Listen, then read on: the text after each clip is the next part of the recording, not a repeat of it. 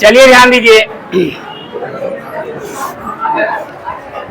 ऊष्मागतिकी का द्वितीय नियम क्या है समझाइए। क्वेश्चन लिखो, ऊष्मागतिकी का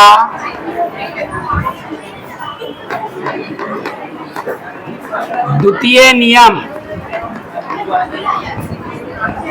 क्या है समझाइए। क्यों बातें कर रही हो?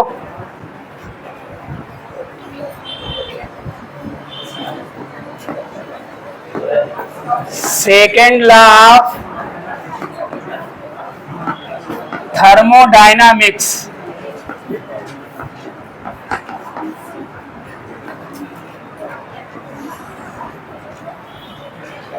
सेकेंड लॉ ऑफ थर्मोडायनामिक्स क्या कहता है कि कोई स्वतः प्रवर्तित प्रक्रम है, स्वतः प्रवर्तित प्रक्रम, यानी ऐसा प्रक्रम, स्पॉन्टेनियस प्रोसेस, क्या बोलते हैं इसको, स्पॉन्टेनियस प्रोसेस। कोई स्वतः प्रवर्तित प्रक्रम है, यानी ऐसा प्रक्रम जो बिना किसी बाहरी सहायता के स्वयं संपन्न हो जाता है, उसे हम स्वतः प्रवर्तित प्रक्रम कहते हैं। जैसे जल का उच्च स्तर से निम्न स्तर की ओर बहाव क्या है, स्वतः प्रवर्तित प्रक्रम है। ठीक है, ऊष्मा का उच्च ताप की वस्तु से निम्न ताप की वस्तु में बहाव प्रवाह क्या कहलाता है, स्पॉन्टेनियस प्रोसेस। आपको कुछ बाहर से कोई सहायता देनी नहीं देनी है। गैसों का विसरण, परासरण और अम्ल क्षार का उदासीनीकरण उसमें बताया था मैंने। ठीक है, बर्फ का पिघलना, ये सब क्या है, स्वतः प्रवर्तित प्रक्रम है। इनमें किसी बाहरी सहायता की जरूरत नहीं होती। लेकिन आप कहो कि ये स्वतः प्रवर्तित प्रक्रम विपरीत दिशा में हो जाए तो ऐसा संभव नहीं है। यानी नदी ऊपर से नीचे बह रही है, ऐसा हो जाए नीचे से ऊपर बहने लगे, ये संभव नहीं है। ऊष्मा निम्न ताप की वस्तु से उच्च ताप की वस्तु में जाने लगे, ऐसा संभव नहीं है। ठीक है, ऐसा संभव नहीं है। तो ये ऊष्मागतिकी का जो द्वितीय नियम है, सेकेंड लॉ ऑफ थर्मोडायनामिक्स, वो यही कहता है कि स्वतः प्रवर्तित प्रक्रम का विपरीत दिशा में जाना असंभव है। विपरीत दिशा में जाना असंभव है, इम्पॉसिबल है। यानी पानी ऊपर से नीचे बह रहा है, पानी अपने आप नीचे से ऊपर जाने लगे, ऐसा संभव नहीं है, ऐसा असंभव है। समझ में बात आ गई? यानी स्वतः प्रवर्तित प्रक्रम, इसका मतलब क्या है, बहुत इंपॉर्टेंट बात, एक अनुत्क्रमणीय प्रक्रम है, अनुत्क्रमणीय प्रक्रम है, अर्थात इर्रिवर्सिबल प्रोसेस है।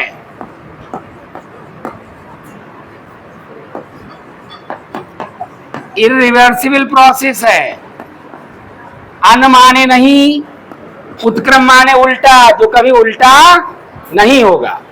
अन माने नहीं, उत्क्रम माने उल्टा, जो उल्टा ना होगा उसे हम अनुत्क्रमणीय कहेंगे। इसका मतलब कि जो स्वतः प्रवर्तित प्रक्रम है वो कैसा प्रक्रम है, एक अनुत्क्रमणीय प्रक्रम है। तो आप इस तरह से भी डिफाइन कर सकते हो या डिटेल में बता सकते हो कि किसी स्वतः प्रवर्तित प्रक्रम का विपरीत दिशा में जाना असंभव है। दूसरी परिभाषा क्या लिख सकते हो, स्वतः प्रवर्तित प्रक्रम एक अनुत्क्रमणीय प्रक्रम है जो कभी उल्टी दिशा में नहीं होगा। या आप एग्जाम्पल के तौर पर भी एक डेफिनेशन दे सकते हो कि ऊष्मा का, आपके पास दो वस्तुएं हैं, एक वस्तु ये है, इसका ताप कैसा है, निम्न ताप है, ठीक है, लो टेम्परेचर है। इसके संपर्क में आपने एक वस्तु ले आए, ठीक है, ये ले आए, इसका ताप कैसा है, उच्च ताप है। तो ऐसा हो जाए कि हीट जो है उच्च ताप से निम्न ताप की वस्तु में जाने लगे तो यह असंभव है, ऐसा संभव नहीं है। ऐसा नहीं होगा कि उच्च ताप की वस्तु, सॉरी,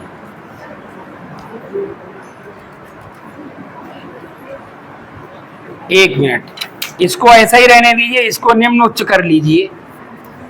मान लीजिए ये उच्च ताप है, उच्च से तो निम्न में जाएगा ही, वो तो कोई बात ही नहीं है, इसको निम्न कर लीजिए।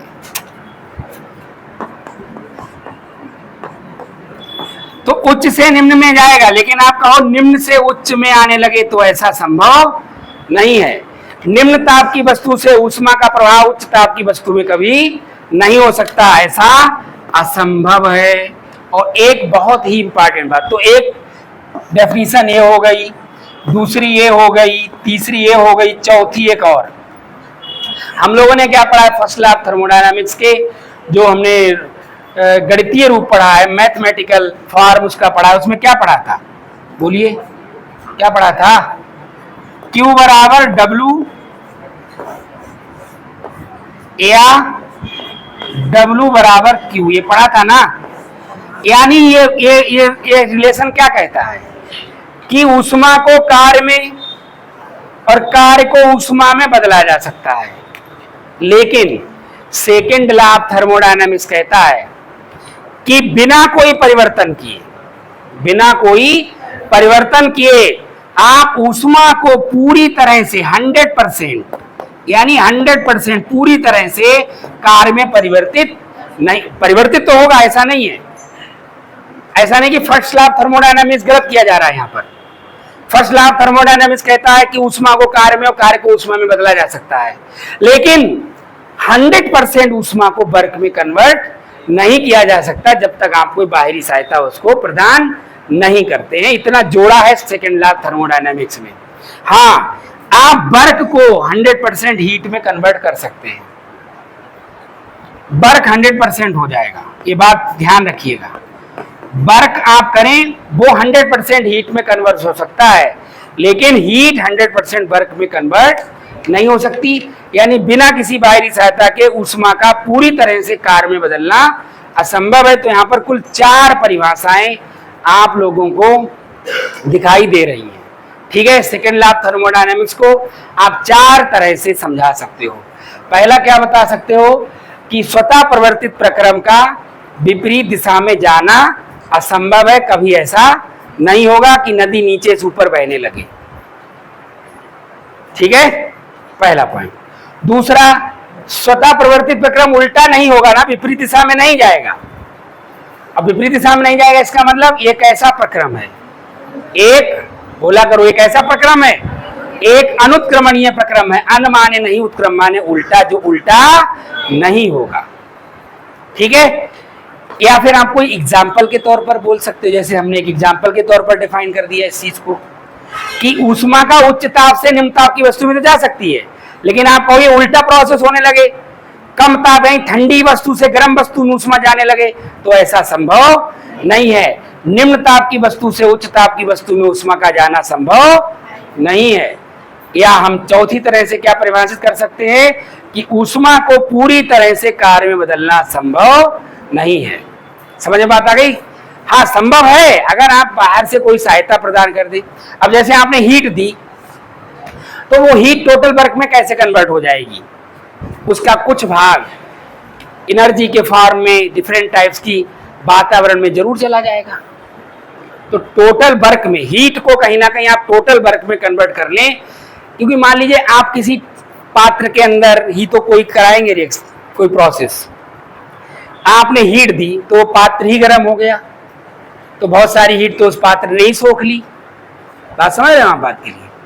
बहुत सारी हीट किसने सोख ली? उस पात्र में ही चली गई। तो जो हीट, जो वर्क होगा उससे हीट से जिस हीट से वर्क होगा, तो वो हीट कहीं ना कहीं उसका कुछ हिस्सा वातावरण में या जिस उपकरण में आप ऐसा प्रयोग कर रहे हैं उस उपकरण को गर्म करने में खर्च हो गया। तो वर्क आपका कहाँ कंप्लीट हो पाएगा? टोटल हीट वर्क में कैसे कंप्लीट करोगे बताओ? ऐसा कौन सा पात्र बनाया जाए कि जिससे टोटल हीट वर्क में कन्वर्ट हो जाए? तो ये बहुत मुश्किल काम है, ठीक है। जब तक आप कोई बाहरी सहायता, ऐसा कोई उपकरण ना तैयार कर लें जिसमें हीट इधर उधर कहीं खर्च ना हो, तभी उसको पूरी तरह से वर्क में कन्वर्ट किया जा सकता है। नॉर्मली आप हीट को वर्क में कन्वर्ट नहीं कर सकते, लेकिन वर्क को हीट में कन्वर्ट कर सकते हो। आप वर्कआउट करोगे, हीट बनेगी, सिंपल सी बात ये है। ठीक है, जैसे आप खुद ही वर्कआउट करते हो, कार्य करते हो ना, तो बॉडी हीट हो जाता कि नहीं हो जाता है? बोलिए, ऊष्मा जो है वर्क काय में कन्वर्ट होने लगता है, हीट में तो ये पसीना आ जाता है, ये क्या है? तो एक प्रकार से हीट ही तो है, और आप किससे क्या कहोगे? तो वर्क को आप हीट में कन्वर्ट कर सकते हो। अब हीट वो कहीं जाए उससे मतलब क्या है? तो वर्क को आप, टोटल वर्क को हीट में कन्वर्ट किया जा सकता है। वर्क आपका जितना भी 100% हीट में कन्वर्ट हो जाएगा, लेकिन हीट को वर्क में कन्वर्ट करना बड़ा कठिन काम है। ठीक है, तो जब तक आप कोई बाहरी सहायता नहीं देंगे, कोई बाहरी ऐसी व्यवस्था नहीं करेंगे जिससे कि जो हीट है वो टोटल वर्क में कन्वर्ट हो जाए, अन्य चीजों में इधर उधर फिजूल में ना जाए, तब तक आप हीट को पूरी तरह से वर्क में कन्वर्ट नहीं कर सकते। क्लियर है? तो ये बात हमेशा ध्यान रखो, दोनों बातें बड़ी इंपॉर्टेंट हैं कंप्लीशन की दृष्टि से भी। आप हीट को पूरी तरह से वर्क में कन्वर्ट नहीं कर सकते जब तक आप कोई बाहरी सहायता प्रदान नहीं करते हो, लेकिन वर्क को पूरी तरह से हीट में कन्वर्ट किया जा सकता है। ठीक है, तो वर्क पूरी तरह से हीट में कन्वर्ट हो सकता है, लेकिन हीट पूरी तरह से वर्क में कन्वर्ट नहीं हो सकती जब तक आप कोई बाहरी सहायता, कोई ऐसी व्यवस्था उसके लिए नहीं करते। क्लियर है? बाहरी सहायता मतलब जो भी व्यवस्था आप करें जिससे कि हीट इधर उधर ना जाए और सारी की सारी हीट काहे में कन्वर्ट हो जाए, वर्क में कन्वर्ट, ऐसी कुछ व्यवस्था आपको करनी पड़ेगी। लेकिन वर्क से हीट लेने के लिए आपको कोई व्यवस्था नहीं करनी। ठीक है, वर्क होगा, हीट बनेगी, तो वर्क, टोटल वर्क को हीट में कन्वर्ट किया जा सकता है आराम से। दो वर्क और हीट क्या है? दोनों ही एनर्जी के तो फॉर्म है। बताइए भाई, वर्क आप कर रहे हो, अगर आपके पास एनर्जी तब तो कर रहे हो। अब ग्लूकोज खत्म हो जाएगा बॉडी का, लेट जाओगे, उठ तक नहीं मिलेगा, उठाया जाएगा आपको पकड़ करके, क्यों? बताइए। तो कहीं ना कहीं क्या है, एनर्जी लॉस हो गया, इसीलिए आप वर्क नहीं कर पा रहे हो। तो वर्क और हीट दोनों ही एनर्जी के फॉर्म है थर्मोडायनामिक्स में, इस बात को ध्यान से समझ लीजिए। तो यहाँ पर चार तरह से आप परिभाषित कर सकते हो सेकेंड लॉ थर्मोडायनामिक्स को। क्या क्या कहा जा सकता है कि किसी स्वतः प्रवर्तित प्रक्रम का विपरीत दिशा में जाना असंभव है, अर्थात स्वतः प्रवर्तित प्रक्रम एक अनुत्क्रमणीय प्रक्रम है। अर्थात हम कह सकते हैं कि ऊष्मा का निम्न ताप की वस्तु से, यानी ठंडी वस्तु से गर्म वस्तु में जाना असंभव है। या हम कह सकते हैं कि हीट को पूरी तरह से आप वर्क में कन्वर्ट नहीं कर सकते तब तक जब तक आप उसको कोई बाहरी सहायता प्रदान नहीं करते, ऐसी कोई व्यवस्था नहीं करते जिसमें हीट बेफालतू में खर्च ना हो। क्लियर है? तो लिख लीजिए आप इसके बारे में, लिखो।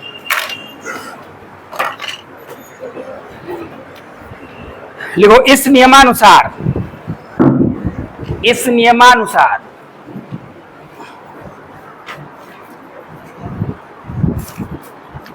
डैश लगा दीजिए और नई लाइन से इन्वर्टेड कामा में लिखिए।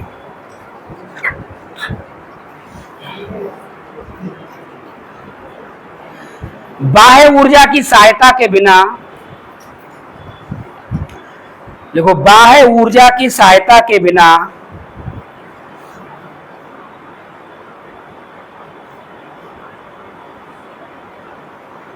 किसी स्वतः प्रवर्तित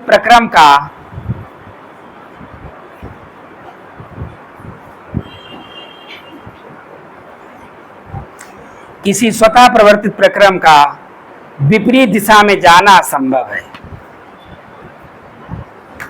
विपरीत दिशा में जाना असंभव, इस पॉइंट को समझ लो। बाहरी सहायता, जैसे आपने पानी ऊपर डाला, ठीक है, पानी किधर जाएगा? नीचे की ओर। ठीक है, अगर आप कोई बाहरी सहायता नहीं देते हैं तो ऐसा नहीं होगा कि पानी नीचे से ऊपर आने लगे। लेकिन हाँ, अगर आप बाहरी सहायता देते हो, वाइपर से खींचते हो, तो नीचे से ऊपर आ जाएगा। तो बाहरी सहायता देने पर तो ऐसा पॉसिबल है, लेकिन जब तक आप बाहरी सहायता नहीं दे रहे तब तक ऐसा संभव नहीं है। आपके सबके घर पर मोटर है ना, पानी भरा जाता है।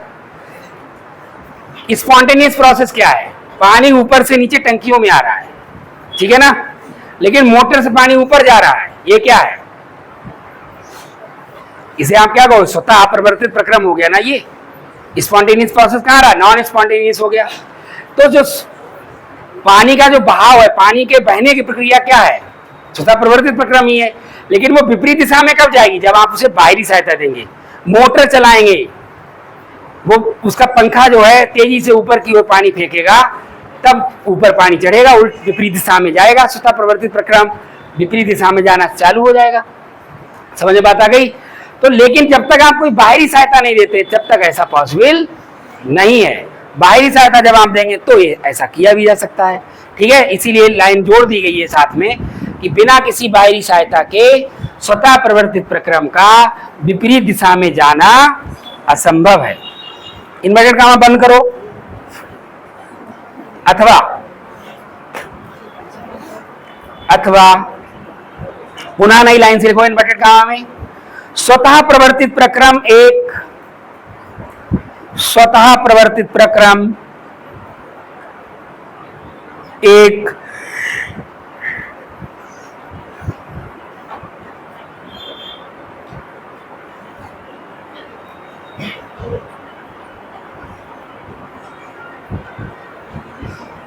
स्वतः प्रवर्तित एक अनुत्क्रमणीय प्रक्रम है।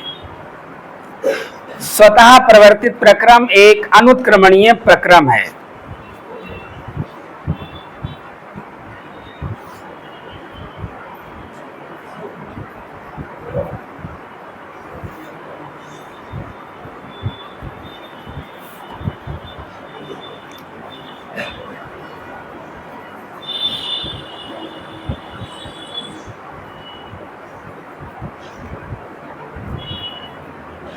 इन्वर्टेड कॉमा बंद कर दीजिए। अथवा अथवा नई लाइन से पुनः लिखो, स्वतः प्रवर्तित प्रक्रम में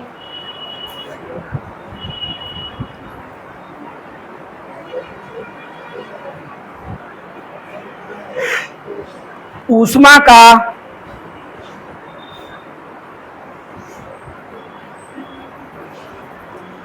निम्न ताप की वस्तु से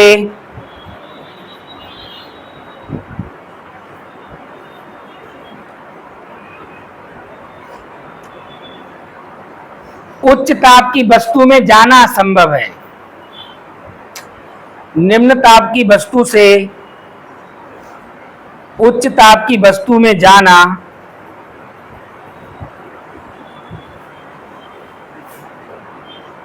असंभव है। इन्वर्टेड कॉमा क्लोज करिए।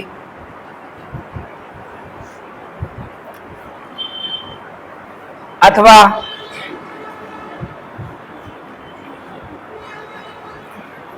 पुनः नई लाइन से इन्वर्टेड कॉमा में लिखो, कोई परिवर्तन किए बिना, कोई परिवर्तन किए बिना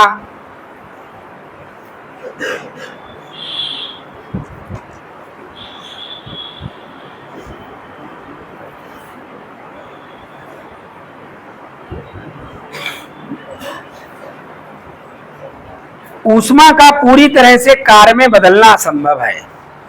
ऊष्मा का पूरी तरह से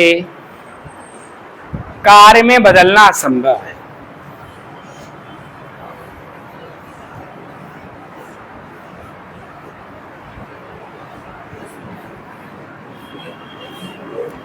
अगला क्वेश्चन लिखिए।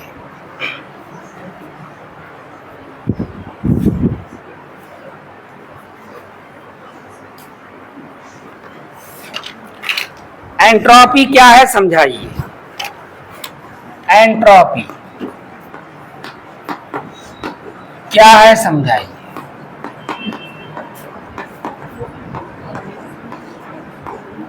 एंट्रोपी क्या है समझाइए। ध्यान दीजिए, ध्यान देंगे यहां पर एक दो चीजों को और भी लिख लेते हैं। इसके जस्ट बाद हम लोग पढ़ेंगे गिब्स मुक्त ऊर्जा, साथ में पढ़ लिया जाए क्योंकि इससे इसी से रिलेट भी कर रही है। Gibbs free energy, Gibbs free energy ये क्या होती है ध्यान दीजिए। तो एक हम आप लोगों को पढ़ा चुके हैं, क्या क्या पढ़ा चुके हैं? एंथैल्पी पढ़ा चुके हैं। एंथैल्पी को हम डेल्टा एच से रिप्रेजेंट करते हैं। गिब्स मुक्त ऊर्जा को हम गिब्स मुक्त ऊर्जा परिवर्तन की बात करेंगे तो डेल्टा जी, और वैसे जी एंथैल्पी एच और एंथैल्पी परिवर्तन डेल्टा, जहां डेल्टा लग जाएगा वो एंथैल्पी परिवर्तन हो जाएगा। एंट्रोपी क्या एस और एंट्रोपी परिवर्तन डेल्टा एस। अब क्योंकि डेल्टा के रूप में ही हम ज्यादा यूज करते हैं, कारण क्या है, क्योंकि ये सारी एनर्जी है ना, और क्या हो रहा है, जितने प्रोसेस चल रहे हैं लगातार उन सब में क्या हो रहा है, एनर्जी चेंज हो रहा है ना। क्या हो रहा है, एनर्जी चेंज हो रहा है, परिवर्तन हो रहा है, चाहे वो गिब्स मुक्त ऊर्जा में परिवर्तन हो, चाहे वो वह एंथैल्पी में परिवर्तन हो, चाहे वह एंट्रोपी में परिवर्तन हो। अब जरा समझते हैं, एंथैल्पी हम लोग पढ़ चुके हैं। एंथैल्पी क्या है बताइए, एंथैल्पी क्या पढ़ा था हमने, स्थिर, क्या पढ़ा था बोलो, स्थिर दाब पर अवशोषित कुल ऊष्मा, स्थिर दाब पर अवशोषित कुल ऊष्मा क्या कहलाती है, एंथैल्पी कहलाती है। यानी अब आपने अपने पापा से 3,000 रुपए लिए, ठीक, कितने लिए, 3,000 रुपए लिए, क्या कह के लिए कि तिवारी सर की फीस जमा करनी है। ध्यान से समझिएगा कि तिवारी सर की फीस जमा करनी है। 2,400 रुपए, 2,400 रुपए आपने तिवारी सर को दे दिए, लेकिन उससे पहले यानी आपने टोटल कितना एब्जॉर्ब किया, 3,000 पापा से। अवशोषित कुल ऊष्मा है, ये अवशोषित कर रहे हो पिताजी से, ठीक है, और उसके बावजूद अगर पढ़ नहीं रहे हो तो शोषित भी कर रहे हो, दोनों बातें हैं। तो 3,000 तुमने पापा से लिए और झूठ बोल कर लिए। तिवारी सर को कितने दिए, 2,400 रुपए दिए मान लीजिए, ठीक, और 600 रुपए तुमने उड़ा दिए, पिज्जा पार्टी कर ली, ठीक है, हाँ, 600 रुपए की क्या कर ली, पिज्जा पार्टी कर ली, ठीक, हाँ, आजकल बच्चे ये सब खाना पसंद कर रहे हैं ना, तो पिज्जा पार्टी कर ली। 2,400 रुपए तिवारी सर को दिए, टोटल 3,000 एब्जॉर्ब किए पापा से। तो ये जो टोटल एब्जॉर्ब एनर्जी है वो एंथैल्पी है, जो उपयोग में आई, कितनी उपयोग में आई, वो गिब्स मुक्त ऊर्जा है, गिब्स फ्री एनर्जी है डेल्टा जी, और जो तुमने फालतू में उड़ा दी दोस्तों के साथ, यही एंट्रोपी है, यही एंट्रोपी है। तो एंट्रोपी क्या होती है, किसी, परिभाषा देखिए, बोलिए राइट, किसी निकाय में अनियमितता इर्रेगुलरिटी की माप, अनियमितता की माप क्या कहलाती है, एंट्रोपी कहलाती है। किसी निकाय में अनियमितता की माप को एंट्रोपी कहते हैं। क्या कहते हैं, एंट्रोपी कहते हैं। सिंपल सी बात, ये एंट्रोपी जितनी ज्यादा बढ़ती रहेगी, अब जैसे कुछ बच्चों की, अब पैसे के मामले में ही थोड़ी, यहां वाली एंट्रोपी भी बढ़ी हुई है कुछ लोगों की, ये अनियमित है, ठीक है। क्लास में आया एक बच्चा, आराम से ध्यान से सुन रहा है, कुछ सीख रहा है, समझ में बात आ रही है, यानी उसकी एंट्रोपी कम है। लेकिन इसका मतलब ये नहीं कि 100% सीख रहा है। हो सकता है अगर उसने 50 मिनट लेक्चर अटेंड किया तो 2-1 मिनट, बहुत पढ़ने वाला बच्चा होगा, फिर भी 2-1 मिनट ऐसा जरूर गुजरा होगा जब उसे कुछ और बात भी याद आई होगी। बहुत आदर्श बच्चे की बात कर रहा हूं। तो ऐसा नहीं है कि एंट्रोपी नहीं रहेगी, थोड़ी बहुत तो रहेगी, लेकिन एंट्रोपी को जो जितनी कम कर लेता है वो उतना ही अच्छा विद्यार्थी माना जाता है। अब किसी किसी बच्चे की एंट्रोपी इतनी ज्यादा बढ़ी हुई है, उसे कितना ही समझाओ तुम, वो केवल एक ही शर्त पर मान सकता है, जब बाहरी सहायता प्रदान की जाए। दिखाएं बाहरी सहायता क्या है, देख रहे हैं, देखिए ये बाहरी सहायता है, देख रहे हो, कोई परिवर्तन किए बिना भी पढ़ा था हम लोगों ने। तो जब तक इसका डर ना दिखाया जाए तब तक वो शांत नहीं बैठेगा, ठीक है। इसका मतलब उसकी एंट्रोपी बहुत ज्यादा है। तो इसलिए भैया इससे आप लोगों को एक मैसेज भी मिल रहा है कि आप अपनी एंट्रोपी जितनी कम कर लेंगे उतनी ही, भाई आप 3000 लेके आओ, खर्च तो करना ही है, जितना इधर कम खर्च करेंगे उतना इधर ज्यादा देंगे। समझ में बात आ रही है। तिवारी सर की फीस 3000 थी, आपने 600 रुपए की पिज्जा पार्टी कर ली, और आपने क्या किया, तिवारी सर को 2400 रुपए दिए, कहा कि अभी पैसे हैं नहीं, हम गरीब हैं। हाँ कुछ बच्चे आते हैं ऐसे, ठीक है, कुछ तो रियल वाले होते हैं लेकिन कुछ जो है धोखा देने वाले भी आते हैं। तो आपने 600 रुपए जो यहाँ बेफालतू में उड़ा दिए, यही एंट्रोपी है। तो आप पैसे की बात नहीं, आप अपने जो दिनचर्या है, पढ़ाई लिखाई करने का तरीका है, उसमें भी एंट्रोपी होती है। एंट्रोपी का मतलब सिंपल ये हो गया कि फालतू की एनर्जी। अगर आप अनावश्यक बातें कर रहे हैं तो कहीं ना कहीं ये एंट्रोपी में काउंट किया जाएगा। टीचर पढ़ा रहा है, आप आपस में बात कर रहे हैं, एंट्रोपी में काउंट किया जाएगा। आपको जो बात बोलनी नहीं चाहिए वो आप बोल रहे हैं, उसकी कोई जरूरत नहीं है, एंट्रोपी में काउंट किया जाएगा। बेफालतू में बकर बकर बकर बकर किए पड़े हैं, वकालत झाड़े पड़े हैं, तो ये क्या है, ये एंट्रोपी में काउंट किया जाएगा। मतलब जितनी ज्यादा अनियमितता, पागल लोगों में क्या है, दिमाग की एंट्रोपी ज्यादा बढ़ जाती तो पागल हो जाते हैं। और क्या आप बताइए, एक स्वस्थ मनुष्य जो है, स्वस्थ प्राणी, उसकी एंट्रोपी इतनी नहीं बढ़ी हुई होती है, लेकिन थोड़ी थोड़ी किसी की, देखो किसी की कुछ ज्यादा बढ़ जाती है तो वो पागल की श्रेणी में आ जाता है, लेकिन कुछ लोगों की ज्यादा नहीं, थोड़ी थोड़ी बड़ी होती है तो वो आंशिक पागल कहलाते हैं, ठीक है। लेकिन समाज उनको मोहर नहीं लगाता कि ये पागल है, बस इतना अंतर होता है, लेकिन वो होते थोड़े पागल हैं, ठीक है। जैसे कि तुमने सुना होगा कि इनकी चमन्नी हटी हुई है, ऐसा तो सुना होगा ना, हाँ तो वो वही वाले हैं, ठीक है। तो ये 6 चौक 24 लगभग उतना ही है, 6 पंजे 30 लगभग चमन्नी हटी हुई है, 20 पैसा हटा हुआ है यहाँ पर। खैर, तो तीनों को रिलेट करके पढ़ोगे तो तीनों हमेशा के लिए याद हो जाएंगी। किसी निकाय को एक उपयोगी कार्य करने के लिए दी गई ऊष्मा, किसी निकाय को एक उपयोगी कार्य करने के लिए दी गई ऊर्जा क्या कहलाती है, गिब्स मुक्त ऊर्जा। अब उस निकाय में अनियमितता हो गई तो अनियमितता की माप क्या कहलाएगी, जिसका कोई यूज नहीं हुआ उस एनर्जी का, वो फालतू में इधर उधर चली गई विभिन्न रूप में, उसका कोई यूज हम नहीं कर पाए। हमने किसी सिस्टम को एनर्जी दी, उस एनर्जी के कुछ हिस्से से क्या हुआ, उपयोगी कार्य हुआ, तो जितनी एनर्जी से उपयोगी कार्य हुआ वो कहलाएगी गिब्स मुक्त ऊर्जा।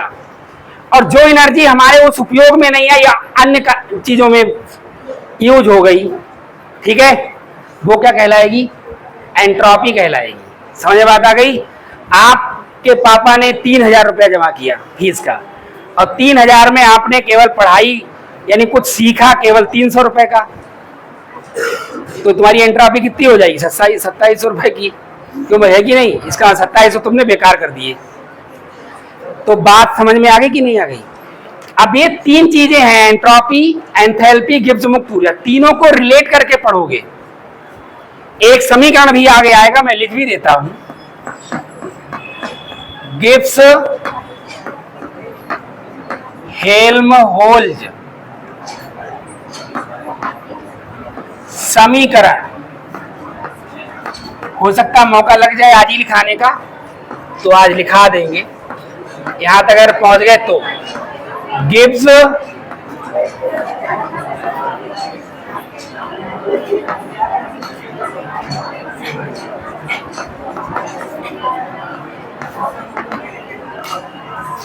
एक क्वेश्चन क्या है, देखिए, डेल्टा जी उपयोग में आ रही है, डेल्टा जी आपको कैसे मिल जाएगी, जब आप टोटल एनर्जी जो एब्जॉर्ब हुई है उसमें से आप जो बेकार एनर्जी हो गई, फालतू के कामों में चली गई, उसको जब आप इसमें घटा देंगे तो आपको ये मिल जाएगा। मिल जाएगा कि नहीं? 3000 में से जब 600 घटा दोगे तो आपको 2400 मिल जाएगा। तो डेल्टा जी बराबर किसके हो जाएगा?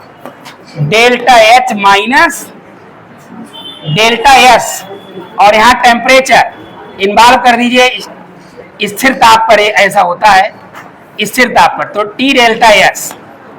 ये समीकरण आगे हम आपको लिखाएंगे, लेकिन समझा हम अभी दे रहे हैं आपके लिए, क्योंकि अभी उस कॉन्सेप्ट में हम लोग घूम रहे हैं, तो कहीं ना कहीं चीजें ज्यादा बेहतर क्लियर हो जाएंगी। तो डेल्टा जी बराबर क्या होता है? डेल्टा जी कैसे मिलेगा? जब आप डेल्टा एच में से डेल्टा एस घटा देंगे, 3000 में से 600 घटा दो तो आपको 2400 मिल जाएगा। इस समीकरण को हम क्या कहते हैं? गिब्स हेल्महोल्ट्ज समीकरण कहते हैं। ठीक है, ये समीकरण खूब पूछी जाती है, जबरदस्त तरीके से एग्जाम में इस समीकरण को पूछा जाता है। तो एंट्रॉपी क्या है? एंट्रॉपी की परिभाषा क्या है? किसी निकाय में अनियमितता की माप को उस निकाय की एंट्रॉपी कहते हैं। इसे डेल्टा एस से प्रदर्शित करते हैं। और इसका फार्मूला क्या होगा? फार्मूला देख लीजिए, इसका फार्मूला क्या होगा? डेल्टा एस बराबर क्या होगा? क्यू रिवर्स, यानी उत्क्रमणीय प्रक्रम में दी गई ऊष्मा। कब दी गई ऊष्मा? स्थिर ताप पर। स्थिर ताप पर किसी निकाय को उत्क्रमणीय प्रक्रम में दी गई ऊष्मा को क्या कहते हैं? उसका एंट्रॉपी परिवर्तन कहते हैं। स्थिर ताप पर जो रिवर्सिबल प्रक्रम है, रिवर्सिबल प्रोसेस है, उसमें जो ऊष्मा दी जाती है, यानी उत्क्रमणीय, जिसमें प्रोसेस उल्टा भी हो जाएगा, तो वो एनर्जी तो बेकार हो जाएगी फिर। क्यों भाई? तुमने जैसे कपड़े तय करके रखे और दूसरा आया उसने फैला दिए, तो क्या हुआ? तो वहां पे चीज आ गई ना। क्यों रिवर्सिबल? यानी रिवर्सिबल प्रोसेस जो चल रहा है, इसमें अब क्रिया आगे पीछे दोनों तरफ हो सकती है। ऐसे प्रोसेस में जो हीट दी जाएगी वो यूज में आएगी क्या? बोलो, वो यूजफुल एनर्जी नहीं कहलाएगी, तो अनयूजफुल हो जाएगी ना। तो वही अनयूजफुल एनर्जी क्या कहलाएगी? Delta S, entropy. क्लियर है? तो स्थिर ताप पर किसी निकाय को उत्क्रमणीय प्रक्रम में दी गई ऊष्मा को उसका एंट्रॉपी परिवर्तन कहते हैं। मानक एंट्रॉपी किसे कहते हैं? एक और भी शब्द है, मानक एंट्रॉपी। कई चीजों को मैंने समेट दिया है इसमें, ध्यान रखिएगा। तो स्टैंडर्ड एंट्रॉपी, स्टैंडर्ड एंट्रॉपी क्या कहलाएगी? जब हम स्टैंडर्ड कंडीशन अप्लाई कर देंगे। स्टैंडर्ड कंडीशंस क्या होती हैं? 25 डिग्री सेंटीग्रेड ताप व एक वायुमंडलीय दाब। एक कंडीशन जब हम अप्लाई कर देंगे जो स्टैंडर्ड कंडीशन है, तो इस कंडीशन पर जो एंट्रॉपी होगी वो क्या कहलाएगी? एक मिनट,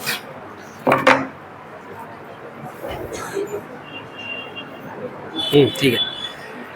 तो इस कंडीशन पर जो एंट्रॉपी होगी वो क्या कहलाएगी? मानक एंट्रॉपी कहलाएगी। यानी 25 डिग्री सेंटीग्रेड ताप तथा एक वायुमंडलीय दाब पर किसी निकाय की एंट्रॉपी को उसकी मानक एंट्रॉपी कहते हैं। अगर किसी निकाय की, ध्यान दीजिए, अगर किसी निकाय की प्रारंभिक अवस्था की एंट्रॉपी S1 है और अंतिम अवस्था की एंट्रॉपी S2 है, तो डेल्टा S बराबर किसके हो जाएगा? S2 माइनस S1, क्योंकि थर्मोडायनामिक्स का रूल है फाइनल माइनस इनिशियल। अंतिम अवस्था में से प्रारंभिक अवस्था को घटाया जाता है। अगर कोई रिएक्शन हो रही है और उसमें प्रोडक्ट बन रहा है, रिएक्टेंट की एंट्रॉपी कितनी है? डेल्टा एस आर है, ठीक है, या एस आर मान लीजिए, केवल डेल्टा का है मानोगे, एस आर है और इसकी क्या है? एस पी है। तो डेल्टा एस बराबर क्या हो जाएगा? S P minus S R. तो लिखा दिया जाए। अब हमें लगता है किसी को कोई डाउट हो तो पूछ लीजिए। बाकी ये वाला एग्जांपल जरूर याद रखिएगा। एंथैल्पी कुल अवशोषित ऊष्मा है, उसमें से जो उपयोगी कार्य में व्यय होगी गिब्स मुक्त ऊर्जा कहलाएगी। जो फालतू में खर्च होगी, जिसका कोई उपयोग नहीं, वो क्या कहलाएगी? एंट्रॉपी कहलाएगी। और ऐसी ऊष्मा कौन सी होती है? स्थिर ताप पर किसी उत्क्रमणीय प्रक्रम को दी गई ऊष्मा, जिससे हम कोई यूजफुल वर्क नहीं कर सकते, वही एंट्रॉपी कहलाती है। क्लियर? तो लिख लीजिए।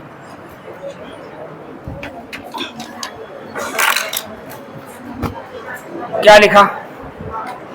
एंट्रोपी के बारे में,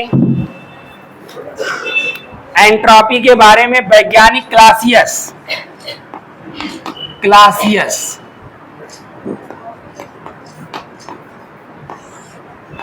क्लासियस ये लिखो। वैज्ञानिक क्लासियस ने सन 1850 में बताया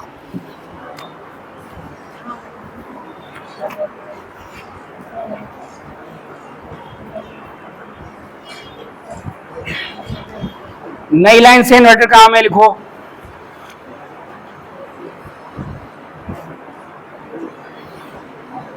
किसी निकाय में अनियमितता की माप को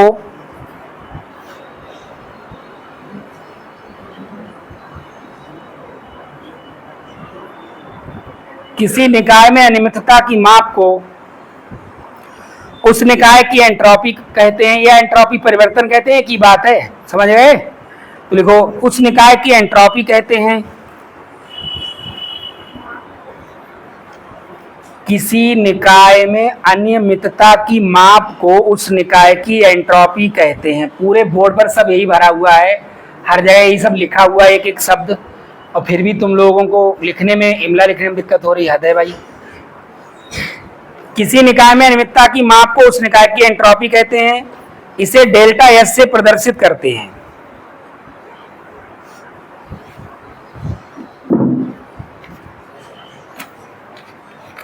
इसका मात्रक, इसका मात्रक, मात्रक जान लीजिए। इसका मात्रक क्या है? मात्रक कैलोरी, कैलोरी प्रति केल्विन मोल या जूल प्रति केल्विन मोल, कैलोरी प्रति केल्विन मोल या जूल प्रति केल्विन मोल।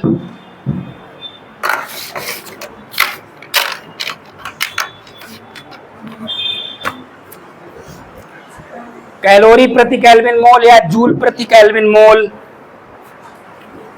होता है।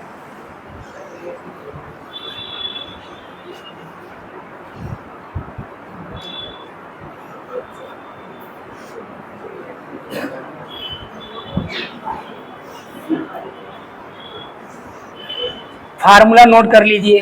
डेल्टा एस बराबर क्यू रिवर्स अपान टी, डेल्टा एस बराबर क्यू रिवर्स अपान टी। फार्मूला नोट करो, लिखो। जहां बोर्ड पर लिखा हुआ है डेल्टा एस बराबर क्यू रिवर्स अपान टी, अभी समझा रहे थे तो कहां थे भाई? मानक एंट्रोपी के जस्ट पड़ोस में लिखा हुआ है। हद है भाई, हद है आप लोगों से। बड़ा अच्छा सीखते हो तुम लोग ना। ये नहीं पता बोर्ड में, बोर्ड पर कहां पे क्या चीज लिखा हुआ है, इतनी देर समझाया फिर भी। डेल्टा एस बराबर क्यू रिवर्स अपान कैपिटल टी।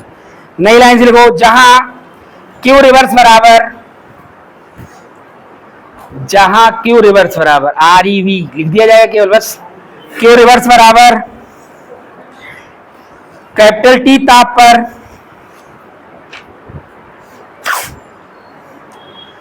कैपिटल टी ताप पर समतापी, समतापी यानी आइसोथर्मल, समतापी तथा उत्क्रमणीय रूप में दी गई ऊष्मा, समतापी तथा उत्क्रमणीय रूप में दी गई ऊष्मा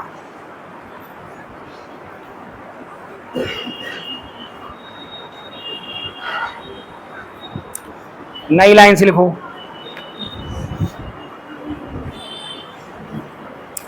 नई लाइन को, यदि किसी निकाय की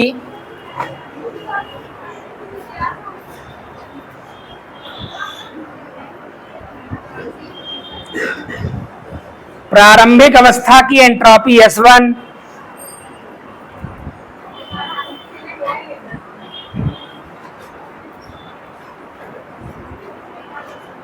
S1 यदि किसी निकाय की प्रारंभिक अवस्था की एंट्रोपी S1 तथा अंतिम अवस्था की एंट्रोपी S2 है,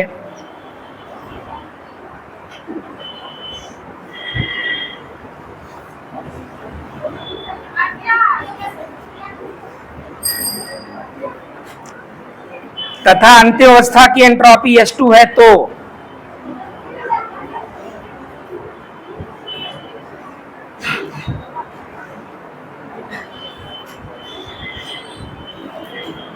तो डैश लगा दो, फार्मूला लिख लो, डेल्टा S बराबर क्या लिखा जाएगा, डेल्टा S बराबर S2 माइनस S1। अब नई लाइन से लिखो, इसी प्रकार नई लाइन से लिखो, इसी प्रकार यदि किसी अभिक्रिया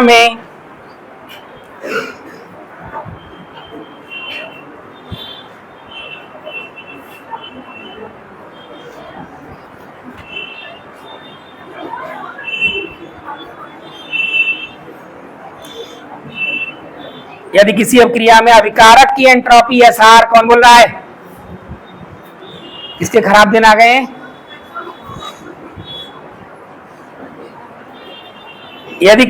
क्या लिखा है, यदि किसी अभिक्रिया में, इसी प्रकार यदि किसी अभिक्रिया में अभिकारक की एंट्रोपी SR तथा उत्पाद की एंट्रोपी SP है,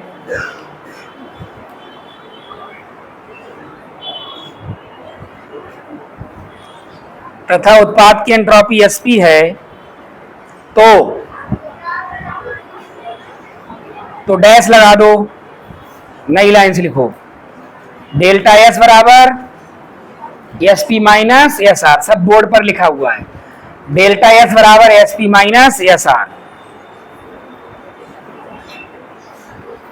अच्छा एक बताओ, अनियमितता जितनी अधिक होगी एंट्रोपी उतनी ही ज्यादा होगी या कम,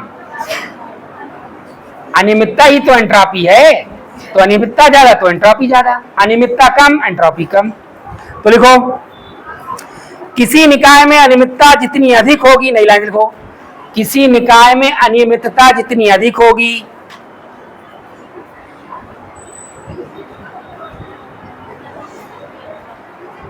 उसकी एंट्रोपी का मान उतना ही अधिक होगा, उसकी एंट्रोपी का मान उतना ही अधिक होगा।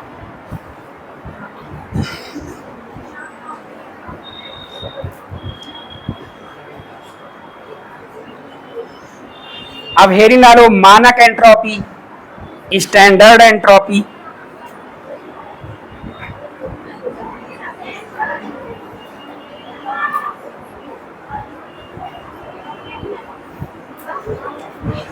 स्टैंडर्ड एंट्रोपी वो लिखा है बोर्ड पर नीले कलर से, मानक एंट्रोपी, स्टैंडर्ड एंट्रोपी लिखिए।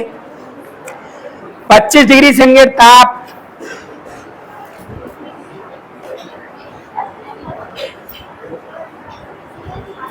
तुमने लल्ली क्या समझा ये बताओ, इतना मैंने बोल दिया, नीले कलर से केवल एक ही जगह लिखा हुआ है मानक एंट्रोपी, अब तुम उधर उधर झांक रही हो।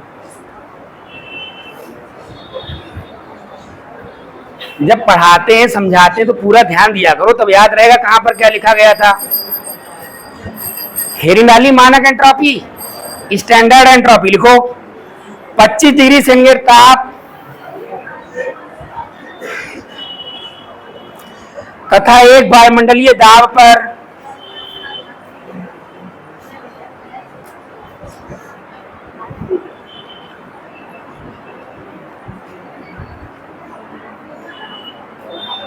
किसी निकाय की एंट्रोपी को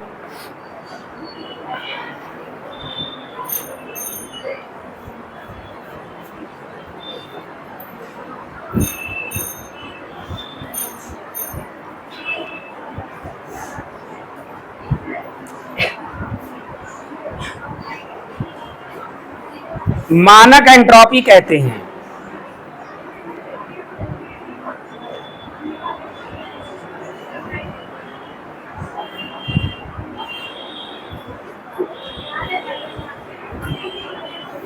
अगला क्वेश्चन लिखो, गिब्स मुक्त ऊर्जा किसे कहते हैं? गिब्स मुक्त ऊर्जा किसे कहते हैं?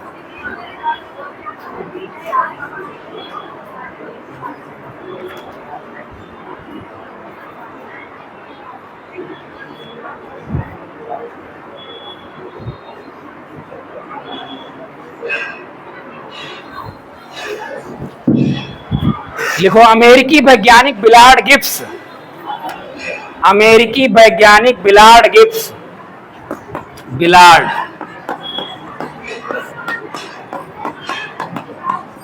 गिब्स अमेरिका के साइंटिस्ट थे ये। अमेरिकी वैज्ञानिक बिलार्ड गिब्स ने गिब्स मुक्त ऊर्जा के बारे में बताया।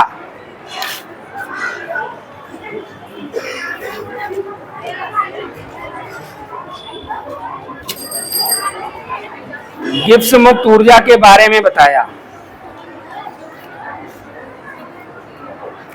नई लाइन से इन्वर्टेड कॉमा में लिखो।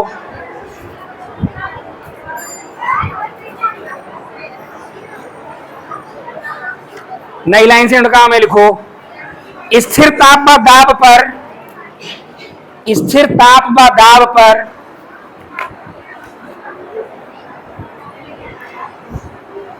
किसी निकाय को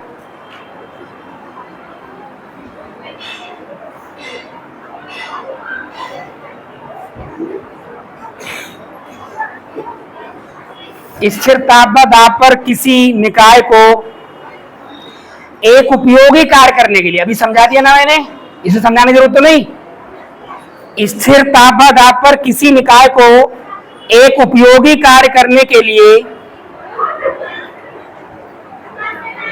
उपलब्ध, एक उपयोगी कार्य करने के लिए उपलब्ध अधिकतम ऊर्जा को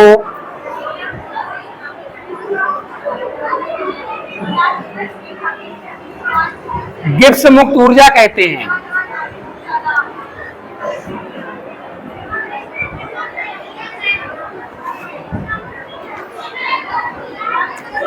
इसे कैपिटल जी से प्रदर्शित करते हैं, इसे कैपिटल जी से प्रदर्शित करते हैं।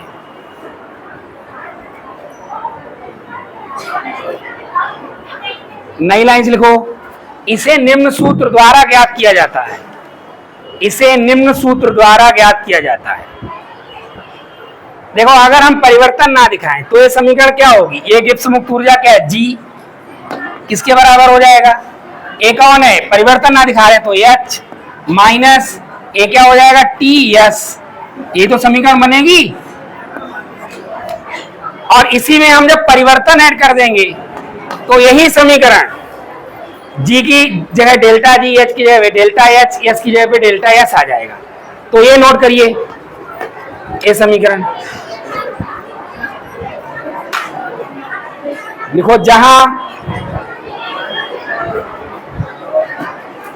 ये समीकरण नोट कर लिया, आप वो भी लिख सकते हो लेकिन फिलहाल ये नोट करिए। देखो जहां जी बराबर गिब्स मुक्त ऊर्जा,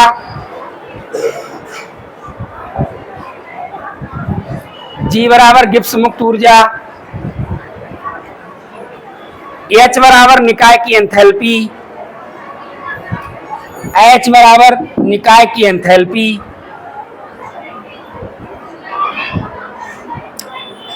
एस बराबर निकाय की एंट्रोपी,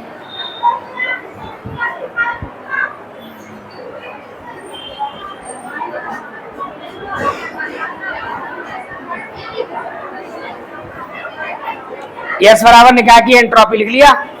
कैपिटल टी बराबर ताप। अगला क्वेश्चन, गिब्स हेल्महोल्ट्ज समीकरण क्या है। गिब्स हेल्महोल्ट्ज समीकरण लिखिए, ऐसे लिखो, गिब्स हेल्महोल्ट्ज समीकरण लिखिए, लिखा है। और उत्तर में हेडिंग डालो अंग्रेजी में और ये समीकरण नोट कर लो। गिब्स हेल्महोल्ट्ज समीकरण लिखिए, लिख लो क्वेश्चन। अब अंग्रेजी में लिख लो हेडिंग और ये समीकरण उतार लो, फिर इसका जहां लिखा देते हैं।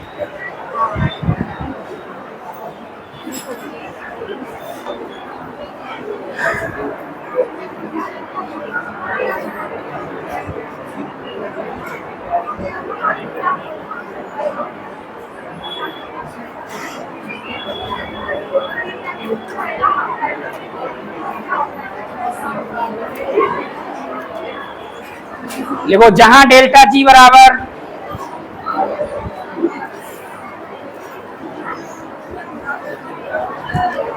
गिब्स मुक्त ऊर्जा में परिवर्तन, गिब्स मुक्त ऊर्जा में परिवर्तन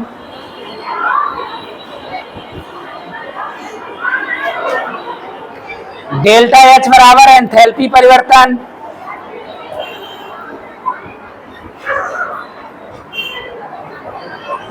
डेल्टा एस बराबर एंट्रोपी परिवर्तन,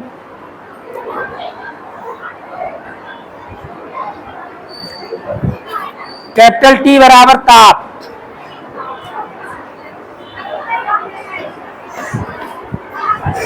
अगला क्वेश्चन, गिब्स मुक्त ऊर्जा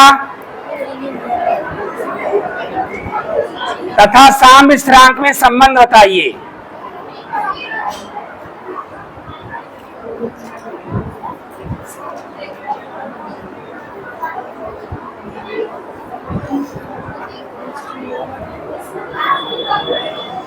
गिब्स मुक्त ऊर्जा तथा साम्य स्थिरांक में संबंध बताइए।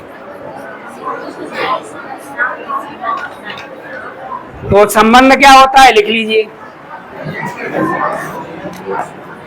डेल्टा जी नॉट बराबर -2.303 RT log बेस 10 के इक्विवेलेंट कांस्टेंट साम्य स्थिरांक। ये समीकरण है। इक्विवेलेंट कांस्टेंट दो तरह के होते हैं, अगले चैप्टर में पढ़ेंगे हम, केसी और केपी।